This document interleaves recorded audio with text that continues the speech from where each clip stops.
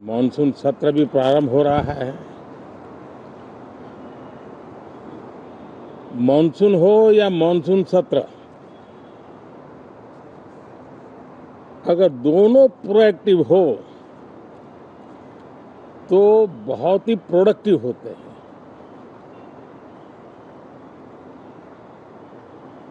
और दोनों को प्रोडक्टिव होते हैं तो देश का कल्याण होता है, जीव मात्र का कल्याण होता है। और इसलिए हम यही प्रार्थना करते हैं कि मानसून भी प्रोएक्टिव रहे,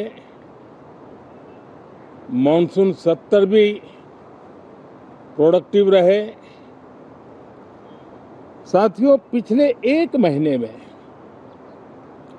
देश ने अनेक सिद्धियां प्राप्त की है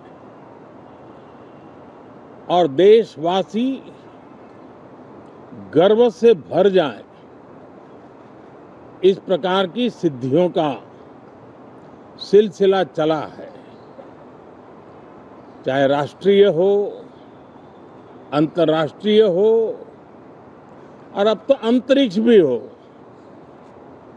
एक प्रकार से भारत के लिए गर्व के पल रहे हैं। पिछले वर्ष मानसून सत्र के ठीक पहले भारतीय नागरिक इंटरनेशनल स्पेस स्टेशन पर पहुंचा था और कल ही परसों भारत का एक युवा स्टार्टअप, उसने बहुत बड़ी सिद्धि प्राप्त की है। विश्व के कम ही देश हैं जहां इस प्रकार से प्राइवेट साहस हुए हैं और भारत के युवाओं ने अंतरिक्ष में नई उड़ान भरी है। बहुत बड़ी सफलता है। और ये जो स्काईरूट स्टार्टअप है, उसमें जो नौजवान काम कर रहे हैं, मुझे बताया गया उनकी पूरी टीम की जो एवरेज एज है वो सिर्फ 28 साल है। ऐसे नौजवानों ने ये काम करके दिखाया है। मैं किसी 56 साल के नौजवान की बात नहीं कर रहा हूं। मैं देश के ये स्टार्टअप ने 28 के एवरेज वाले नौजवानों ने अंतरिक्ष में भारत का झंडा गाड़ दिया है।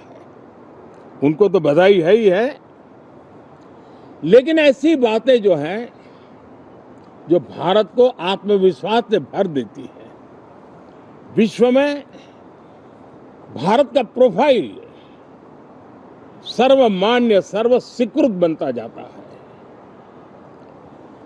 साथियों, ये संयोग नहीं, ये एक संदेश है और बड़ा मजबूत संदेश है कि हमारे देश के युवाओं की क्षमता और उनकी आकांक्षा अंतरिक्ष जितनी असीम है, इससे बड़ा संदेश देश के लिए कोई और प्रेरणा नहीं दे सकता है।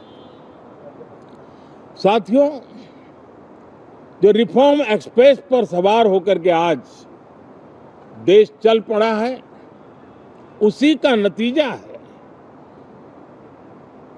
कि भारत के नौजवान इतना बड़ा साहस कर पाते हैं और सफल भी हो रहे हैं। साथियों, पिछले दिनों राजस्थान में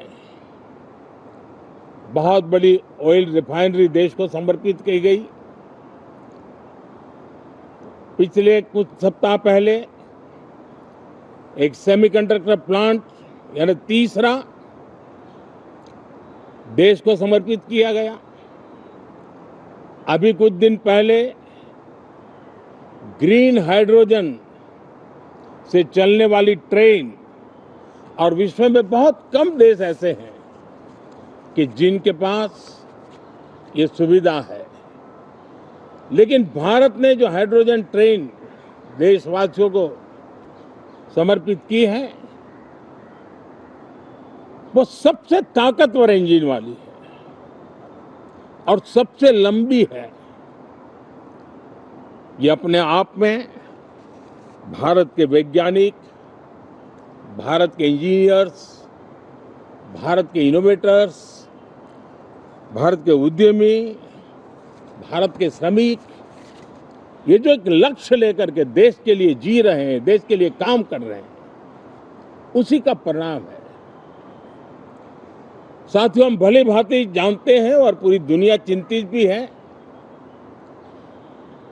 लगातार कहीं न कहीं युद्ध की स्थितियां बनती रही है।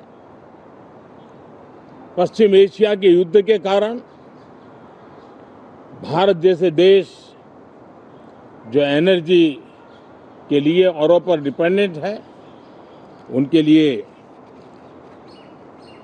ये पश्चिम एशिया का युद्ध एक बहुत ही बड़ा संकट का कारण रहा। Petrol, diesel, LPG, fertiliser, chemicals, यानी हर विषय में अनेक बाधाएं, अनेक संकट आए। उसके बावजूद भी भारत 7.7% के ग्रोथ से दुनिया की मेजर इकोनॉमी में सबसे तेज गति से आगे बढ़ने वाला देश बन के रहा। ये भारत के सामर्थ्य का परिचायक है। भारत किस प्रकार से उत्साह और उमंग के साथ नई ऊंचाइयों को पार करना चाहता है, उसकी इसमें एक झलक है। और ऐसे में जब ये मॉनसून सत्र आरंभ हो रहा है, देश ने स्पीड पकड़ ली है और संसद का स्पिरिट उस स्पीड में नई ऊर्जा भर सकता है। सकारात्मक स्पिरिट राष्ट्र के लक्ष्यों को प्राप्त करने के लिए बहुत आवश्यक होता है। हमारे सदन में बहुत अनुभवी सांसद भी है, दल उनका कोई भी हो, लेकिन उनके पास एक लंबा अनुभव है। ऐसे समय में उनके अनुभव की, उनके ज्ञान की संसद को भी जरूरत है, देश को भी जरूरत है।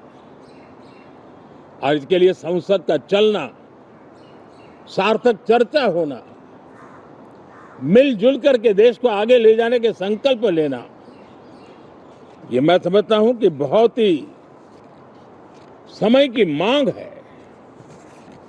एस्पिरेशन से भरे हुए देश के युवाओं की मांग है कि हम आगे बढ़े। आज समय की मांग है कि राष्ट्र निष्ठा से भरे हुए,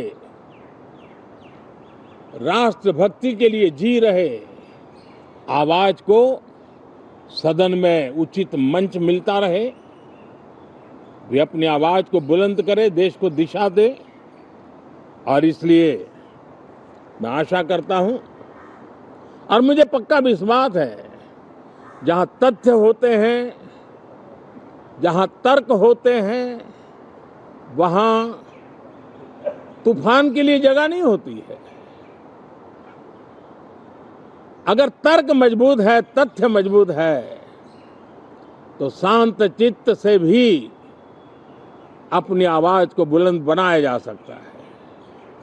मैं आशा करता हूं तर्क और तथ्य के साथ सदन की चर्चा को समृद्ध किया जाए, हर आवाज को अवसर मिले, हर विचार को सम्मान मिले। ये संसद की हमारी भूमिका है। मैं सभी सांसदों से बढ़ चढ़ करके इस सदन में हिस्सा लेने के लिए निमंत्रित करता हूं। आज सुबह स्पीकर महोदय जी ने भी सोशल मीडिया के माध्यम से देश के सांसदों का स्वागत करने के अपने भाव को व्यक्त किया है। मैं भी उसमें अपना स्वर मिलाता हूं। आप सबका बहुत बहुत धन्यवाद। नमस्कार।